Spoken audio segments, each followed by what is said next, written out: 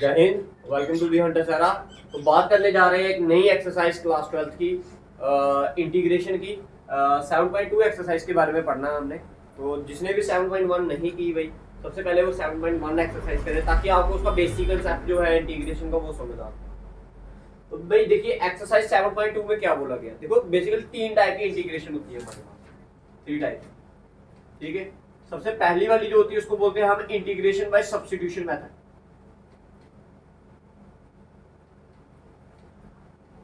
ठीक है जी, integration by substitution method. जो दूसरी वाली इंटीग्रेशन होती है उसको बोलते हैं हम इंटीग्रेशन बाय पार्शियल फ्रैक्शन। और जो तीसरी वाली इंटीग्रेशन होती है उसे हम क्या बोलते हैं, इंटीग्रेशन बाय पार्ट्स। ठीक है, क्लियर है। ये 3 टाइप की इंटीग्रेशन के बारे में अभी आपने इंडेफिनिट इंटीग्रेशन जो है वो उसके 3 टाइप के बारे में आपने पढ़ना है, वो ये मैंने बता दी। अब जो सेकंड एक्सरसाइज में जो यूज हो रही है that is by substitution method. ठीक है जी, जो आपने इंटीग्रेशन निकालनी है वो कौन से मेथड से निकालनी है, आपने सब्स्टिट्यूशन मेथड से निकालनी है। अब क्या होता है सब्स्टिट्यूशन मेथड या क्या नहीं होता हो, तो आइए डिस्कस करते हैं उसके बारे में। तो क्लियर है, ये 3 टाइप की इंटीग्रेशन बता दी मैंने आपको। जैसे जैसे इनकी एक्सरसाइज आते जाएंगी इनके बारे में भी समझाते जाएंगे। ठीक है, तो अभी जो डिस्कस करना है वो किसके बारे में करना, हमने सब्स्टिट्यूशन मेथड के बारे में। भाई कोर कंसेप्ट याद रखना भाई आपने। ठीक है इसका, ठीक है, कोर कंसेप्ट क्या है कि इनके सबसे पहले आपको फार्मूले दिमाग में होने चाहिए, integration as well as differentiation के फार्मूले। डिफरेंशिएशन तो आपके दिमाग में निकलनी चाहिए, अगर नहीं निकली तो फिर आप सब्स्टिट्यूशन मेथड में आपके हाथ कांपेंगे करने में। क्योंकि भाई जब तक आपको उसका पता ही नहीं चलेगा कि आपने सब्स्टिट्यूट क्या करना, उसमें क्या वैल्यू पुट करनी है, तब तक आप उसकी इंटीग्रेशन निकालेंगे। क्लियर है, करें फर्स्ट क्वेश्चन पे चले। आइए फर्स्ट क्वेश्चन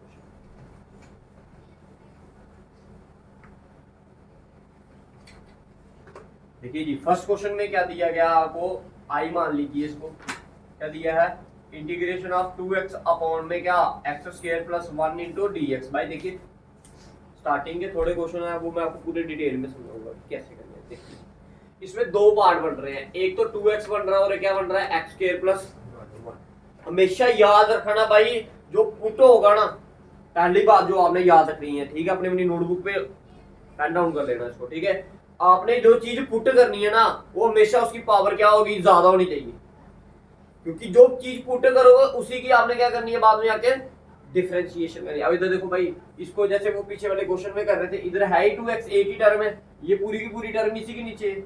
अब ये वाला, अब देखो ना, इसको इसके नीचे लिखो या कुछ भी करोगे तो इसका कोई भी आंसर हमारे पास नहीं आएगा। तो अब हमें क्या करना पड़ता है, इधर सब्स्टिट्यूट पुट करना पड़ता है, कुछ ना कुछ क्या करना पड़ता है, पुट। अब पुट अपने से नहीं करना होता, इन्हीं जो ये टर्में बढ़ रही हैं, कुछ न्यूमिनेटर में बढ़ेंगी, कुछ क्या पता दोनों की दोनों कहां पर बन जाए न्यूमिनेटर, उसमें से एक पार्ट को अगर पुट करोगे तो आपको दूसरा पार्ट मिल जाएगा। और दूसरा पार्ट कैसे मिलता है आपको, डिफरेंशिएशन करके। कैसे, डिफरेंशिएशन। और आपको पता डिफरेंशिएशन हमेशा पावर को क्या करती है, कम कर। जैसे एक्स स्क्वायर की डिफरेंशिएशन करनी होती है तो इसका आंसर क्या होता है 2x। और अगर कभी भी आपने एक्स स्क्वायर की इंटीग्रेशन करनी होगी तो क्या होगा आंसर, ऐसा ही होता है ना। बाकी डिफरेंशिएशन पावर को कम करती है, इंटीग्रेशन पावर को क्या करती है, बढ़ाती है। तो मैंने आपको बोला जो चीज आप क्या करोगे, पुट करोगे, जो चीज आप क्या करोगे, पुट करोगे, वो हमेशा उसकी पावर क्या हो जाएगी, पुट कर, जो चीज आपने पुट की ना, ठीक है, उसकी आपने डिफरेंशिएशन करनी है।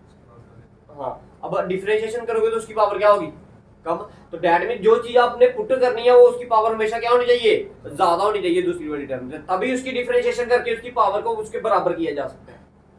समझ आ गई मेरी बात। अब इधर कैसे पुट करना है कैसे नहीं करना वो मैं आपको समझाता हूँ। देखिए 2 टर्म है, एक आपका न्यूमिनेटर में है और एक आपकी कहां पर है, थोड़ी सी दिक्कत होगी आपको, ठीक है, स्टार्टिंग वाले क्वेश्चंस में, ठीक है, समझने में कि क्या पुट करना क्या नहीं पुट करना। लेकिन जब आप इनकी प्रैक्टिस करोगे बार बार तो आपको समझ आ जाएगा। ठीक है, देखो 2 चीजें हैं, एक तो 2x है हमारे पास और एक है x square plus 1।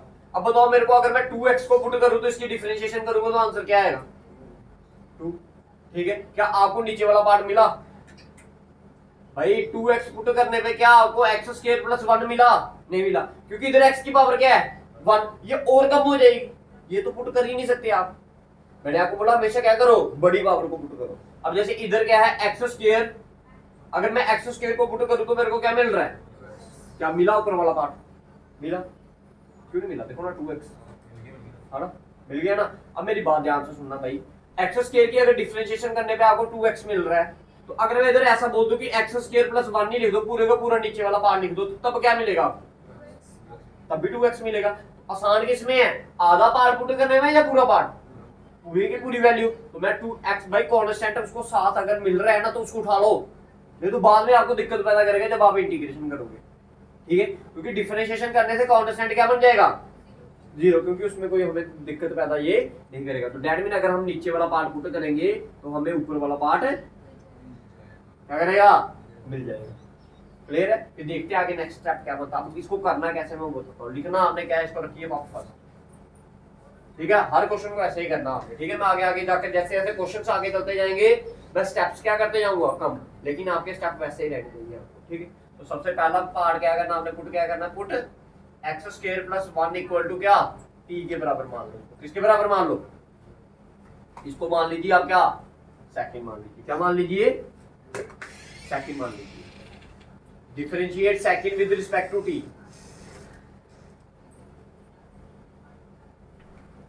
Differentiate second with respect to T. भाई एक्स स्क्वायर की इंटीग्रेशन करोगे तो क्या आएगा? 2x, एक्स की तो क्या आया? dx by dt। भाई x की विद रिस्पेक्ट टू x नहीं कर रहे, किसके विद रिस्पेक्ट कर रहे हो आप? ठीक है, तो क्या है dx by dt। 1 की तो 0, t की विद रिस्पेक्ट टू t तो क्या आएगा? भाई जिसकी इंटीग्रेशन उसी के विद रिस्पेक्ट करोगे उसकी 1 आएगी, बाकी वालों की 1 नहीं आएगी। ठीक है, क्लियर है?